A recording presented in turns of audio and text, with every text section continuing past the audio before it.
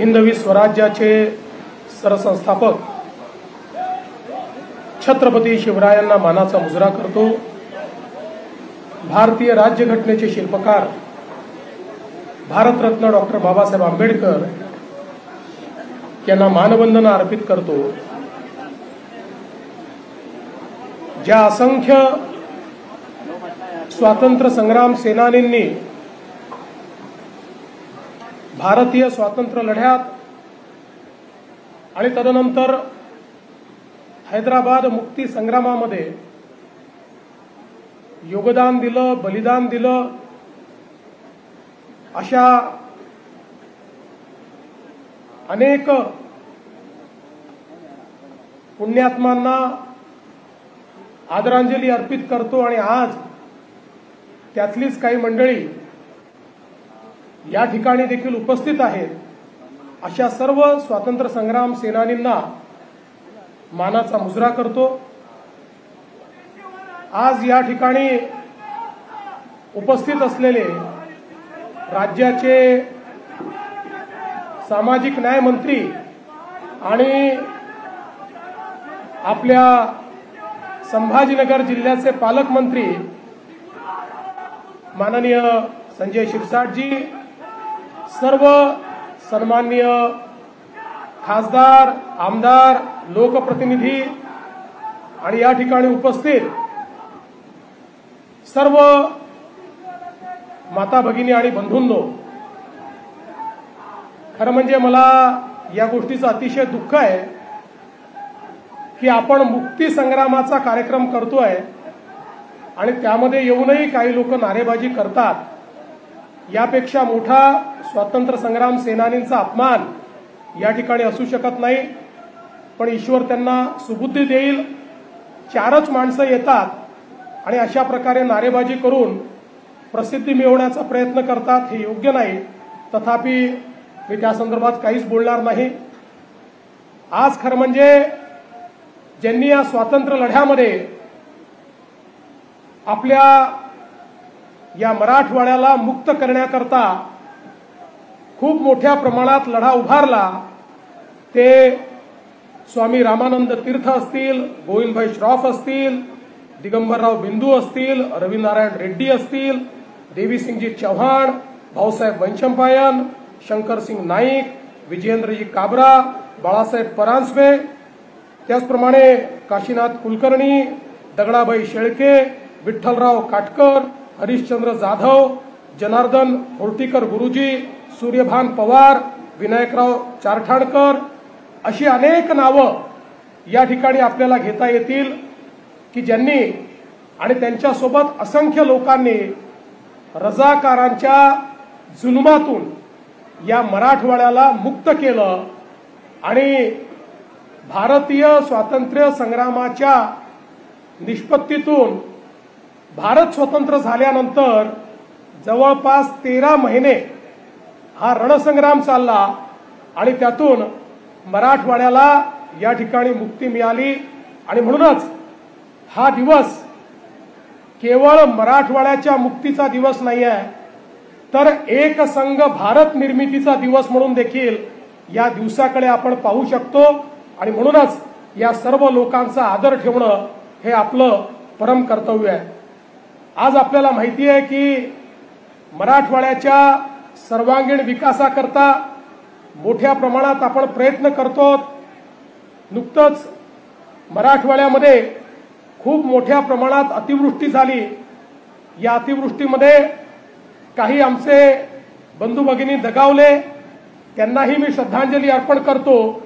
आणि ज्या शेतकऱ्यांचं नुकसान या अतिवृष्टीमध्ये झालंय त्यांना सर्वांना तात्काळ मदत ही राज्य सरकारच्या वतीनं देण्यात येईल।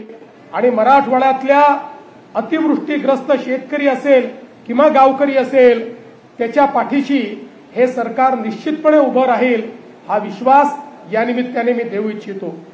यासोबत आपल्याला कल्पना आहे की दुष्काळ हा मराठवाड्याच्या पाचवीला पुजला आहे आणि वर्षानुवर्ष दुष्काळाने होरपळणारा मराठवाडा आपण बघितलाय। पण आपल्या सरकारने निर्णय घेतला की मराठवाड्याचा दुष्काळ हा आता आपल्याला भूतकाळ करायचा आहे। एकीकडे आपण कृष्णा खोऱ्यातलं पाणी हे मराठवाड्यापर्यंत आणलं, आता दुसऱ्या टप्प्यामध्ये सांगली आणि कोल्हापूरचं पुराचं पाणी हे पुन्हा उजनीपर्यंत आणून ते मराठवाड्यात आपण आणणार आहोत आणि त्यासोबत उल्हास खोऱ्याचं 54 टीएमसी पाणी हे देखील आपण मराठवाड्यामध्ये आणणार आहोत।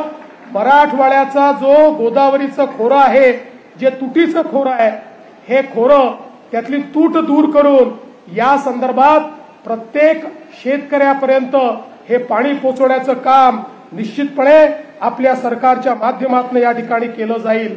आणि याकरता आता हे केवळ कागदावर राहिलेलं नाही, तर याच्या सगळ्या मान्यता घेऊन याचा डीपीआर अंतिम टप्प्यामध्ये आहे।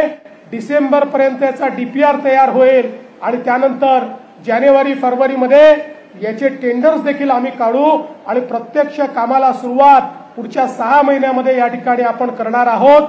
त्यामुळे आपण जे स्वप्न बघितलं होतं की मराठवाड्यातला दुष्काळ हा भूतकाळ झाला पाहिजे, त्याकडे आपण मोठ्या प्रमाणात आता काम सुरू केलं आहे। गेल्या 2 वर्षामध्ये 7 प्रकल्पांची घळभरणी ही आपण मराठवाड्यात केली।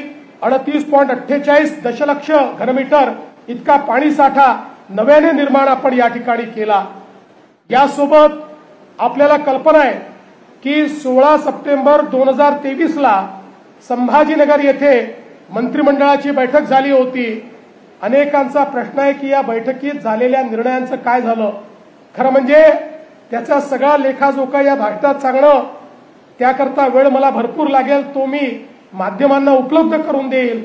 पण मी काही ठळक बाबी सांगू इच्छितो की त्यामध्ये घेतलेल्या निर्णयांमध्ये घृष्णेश्वर मंदिर 61 कोटी रुपये आपण दिले, तुळजाभवानी मंदिर 541 कोटीची आपण तरतूद केली, औंढ्या नागनाथ आराखड्याला मंजुरी दिली, मानव विकास कार्यक्रमाच्या अंतर्गत 94 बसेस दिल्या, संभाजीनगरला जवळपास या ठिकाणी 115 त्या ठिकाणी बसेस दिल्या, 9 महामार्गावर आयटीएमएसचा जो निर्णय घेतला होता त्याची जून महिन्यामध्ये वर्क ऑर्डर दिली, 916 अंगणवाड्यांची सुरुवात केली, 26,500 नवीन बचत गट तयार करून त्यामध्ये 2.70 लाख महिलांना जोडलं, भारतरत्न डॉक्टर बाबासाहेब आंबेडकर आदर्श शाळा योजनेच्या अंतर्गत 95 कोटीचा निधी वितरित केला, विविध स्मारके मंदिरे याकरता 253 कोटी रुपये दिले, 3121 कोटीच्या रस्त्यांची कामं ही सुरू केली जी प्रगतीपथावर आहे, हायब्रिड एन्युटी मधनं 7,719 कोटींची कामं आपण सुरू केली, बीड जिल्हा परिषद 70% आपण त्या ठिकाणी इमारतीचं काम पूर्ण केलं, जवळपास 4 लाख सिंचन विहिरीपैकी 30,000 पूर्ण केल्या आणि 1.14 लाख एवढ्या सिंचन विहिरीची कामं आपण सुरू केली। खरं म्हणजे इतकी कामं आहेत, ही सगळी कामं जर मी सांगू लागलो तर यात भरपूर वेळ जाईल, पण मी एवढंच सांगतो, आम्ही घेतलेली या ठिकाणची जी काही मंत्रिमंडळाची बैठक होती ही केवळ एक औपचारिकता नव्हती, तर त्यात घेतलेल्या एकेका निर्णयावर कारवाई करण्याचं काम हे या ठिकाणी आपल्या सरकारच्या माध्यमातून चाललेलं आहे। छत्रपती संभाजीनगर सारखा आमचं जे शहर आहे, या शहराच्या पिण्याच्या पाण्याकरता त्या ठिकाणी 2700 कोटी रुपयाची योजना आपल्या सरकारने मंजूर केली आणि महानगरपालिकेचा 800 कोटीचा हिस्सा देखील आपण या ठिकाणी भरण्याचा निर्णय घेतला आणि आपल्याला माहिती आहे आता अंतिम टप्प्यामध्ये त्याचं देखील काम आहे। मी गेले अनेक वर्ष सांगत होतो की महाराष्ट्राच्या औद्योगिकीकरणाचा पुढचा टप्पा आणि पुढचं मॅग्नेट हे छत्रपती संभाजीनगर आणि जालना आणि त्यासोबत डीएमआयसीचा कॉरिडॉर होणार आहे। आज ते आपल्याला सत्य होताना दिसत आहे। समृद्धी महामार्गामुळे आणि या ठिकाणी डीएमआयसी मुळे आज सर्व गुंतवणूकदारांचं अतिशय महत्वाचं स्थान, ज्याला आपण फेवरेट स्थान म्हणू शकतो, ते आता छत्रपती संभाजीनगर झालेलं आहे। हुंडईची या ठिकाणी आलेली गुंतवणूक हे दर्शवते की वेगळ्या राज्यात असलेले देखील मोठे मोठे उद्योग ते राज्य सोडून आपल्या छत्रपती संभाजीनगरला या ठिकाणी प्रिफरन्स देतात आणि आपल्याला खऱ्या अर्थानं गेल्या काही वर्षांमध्ये झालेली इन्व्हेस्टमेंट बघितली तर आता छत्रपती संभाजीनगर हे इलेक्ट्रिक व्हेकलचं ईव्हीचं देशाचं कॅपिटल बनत आहे, देशाची राजधानी बनते आहे, हे देखील मला या ठिकाणी सांगताना आनंद होतोय। आज अनेक मोठ्या प्रमाणात आपण गुंतवणुकी या ठिकाणी आणल्या आणि या गुंतवणुकीच्या माध्यमातून रोजगाराची निर्मिती ही मोठ्या प्रमाणात आपण करतोय। आणि केवळ संभाजीनगरच नाही तर यासोबत लातूरची कोच फॅक्टरी आता अंतिम टप्प्यामध्ये आहे, ती सुरू होते। जवळपास 14,000 लोकांना त्या ठिकाणी रोजगार मिळणार आहे।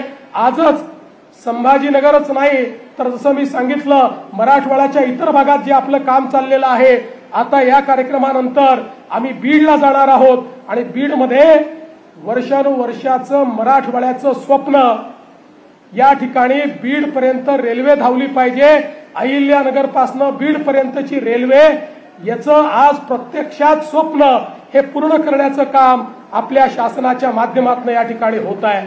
आणि म्हणून मी या निमित्ताने आपल्याला एवढंच सांगतो, देशाचे प्रधानमंत्री माननीय नरेंद्र मोदीजी यांच्या नेतृत्वामध्ये महायुतीचं सरकार, मी स्वतः असेल, एकनाथरावजी शिंदे, अजितदादा पवार असतील, आमचं सगळं मंत्रिमंडळ असेल, मराठवाड्याच्या हिताकरता आणि मराठवाड्याच्या प्रगतीकरता आम्ही काम करत राहू। आणि हे करत असताना आपल्या सगळ्यांचा आशीर्वाद आणि आपल्या सगळ्यांच्या सूचना या आमच्याकरता अत्यंत मोलाच्या ठरतील। मी आज या निमित्ताने पुन्हा एकदा या ठिकाणी उपस्थित असलेल्या स्वातंत्र्य संग्राम सेनानींचं अभिवादन करतो, हुतात्म्यांना श्रद्धांजली देतो। मराठवाडा मुक्ती दिनाच्या आपल्या सर्वांना मनापासनं या ठिकाणी शुभेच्छा देत माझं बोलणं संपवतो। धन्यवाद। जय हिंद, जय महाराष्ट्र, जय मराठवाडा।